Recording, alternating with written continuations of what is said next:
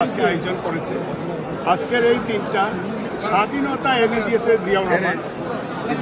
সংগঠন আমাদের উপরে চেয়ারের আসন ব্যবস্থা আছে, আপনারা সবাই উপরে আরামের সহিত বসতে পারেন। আজকের প্রোগ্রাম যে কোনো সমস্যে অনেক বড় প্রোগ্রাম, অনেক লোকজন বাইরে দাঁড়িয়ে আছেন, আপনারা নিজ নিজ সিটে বসে পড়ুন প্লিজ।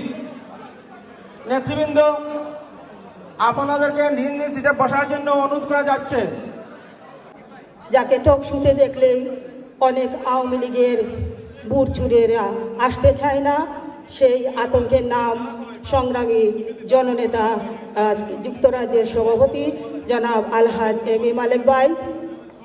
আজকে যিনি প্রধান অতিথি হিসাবে আজকের এই মঞ্চে কিছুক্ষণের মধ্যে আসবেন, আমি বাংলাদেশ থেকে এসেছি, আমার আশা ছিল যে ওনার সম্মুখে বক্তব্যটুকু দেওয়ার জন্য।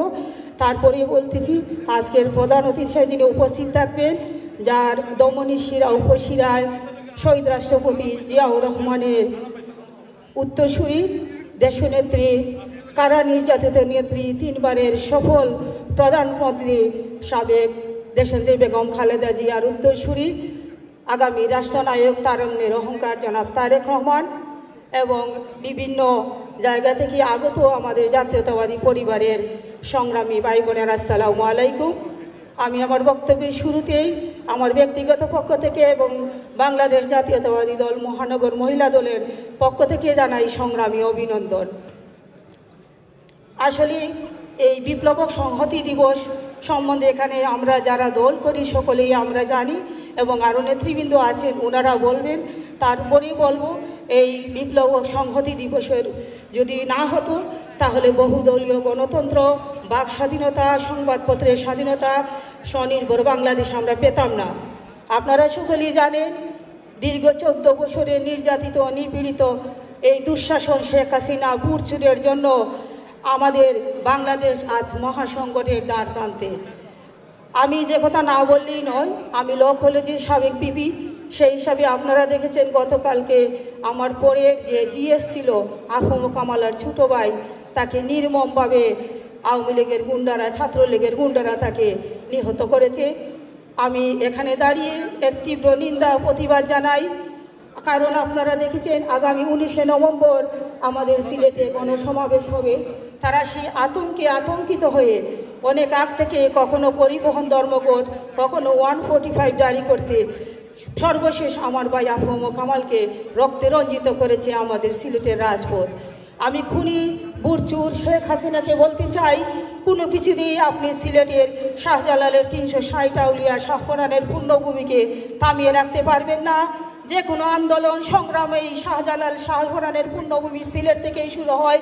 ইনশাআল্লাহ আমাদের বিজয় সুনিশ্চিত, আমাদের বিজয় ইনশাআল্লাহ হবে। আমার অনেক ভাইয়েরা রক্ত দিয়েছে এই খুনি শেখ হাসিনার আমাদের পতনের জন্য। কারণ এই খুনি শেখ হাসিনার জন্য বুটচুর সে হচ্ছে, আপনাদেরই বলবো যে সমস্ত দেশটাকে বিক্রি করে দিয়েছে, লক্ষ লক্ষ হাজার কোটি টাকা পাচার করেছে বাংলাদেশ থেকে। তাই বাংলাদেশ আজ দুর্ভিক্ষে, উনি নিজের মুখে বলছে, সেই বুটচুর শেখ হাসিনার পতন না হওয়া পর্যন্ত আমরা রাজপথে আছি, আমরা রাজপথে থাকবো ইনশাআল্লাহ। চুর চুর বুট চুর অধিচার শেখ হাসিনা আমরা তোকে আর দেখতে চাই না। আমাদের সংগ্রাম অবশ্যই সফল হবে, আমাদের বিজয় সুনিশ্চিত, আমরা বিজয় ইনশাআল্লাহ নিয়ে আসবো। আমরা আছি রাজপথে, রক্ত যখন দিয়েছি আমাদের অনেক মারা ছেলে হারা হয়েছে, আমার অনেক বোনেরা ভাই হারা হয়েছে, অনেক স্ত্রীরা তাদের স্বামী হারা হয়েছে। এই রক্তের বদলা একদিন আমরা বাংলাদেশ থেকে নিব, পাই পাই করে আমরা হিসাব দিব। আমাদের রক্তের বদলা আপনাদের বিচার হবে বাংলার মাটিতে। সেই সুদিন অবশ্যই আসছে, সেই সুদিনের অপেক্ষায়। আমার বক্তব্য দীর্ঘায়ী না করে সর্বশেষ আমাদের আগামী রাষ্ট্রনায়ক জনাব তারেক রহমানের কণ্ঠে কণ্ঠ মিলিয়ে বলতে চাই, টেক ব্যাক বাংলাদেশ। বাংলাদেশ যাবে কোন পথে? ফয়সালা হবে রাজপথে। সবাইকে ধন্যবাদ। বাংলাদেশ জিন্দাবাদ, বাংলাদেশ জাতীয়তাবাদী দল জিন্দাবাদ। আমাদের শহীদ জিয়া অমর হোক, দেশনেত্রী বেগম খালেদা জিয়া জিন্দাবাদ, আগামী রাষ্ট্রনায়ক জনাব তারেক রহমান জিন্দাবাদ জিন্দাবাদ। ধন্যবাদ কাউন্সিলর।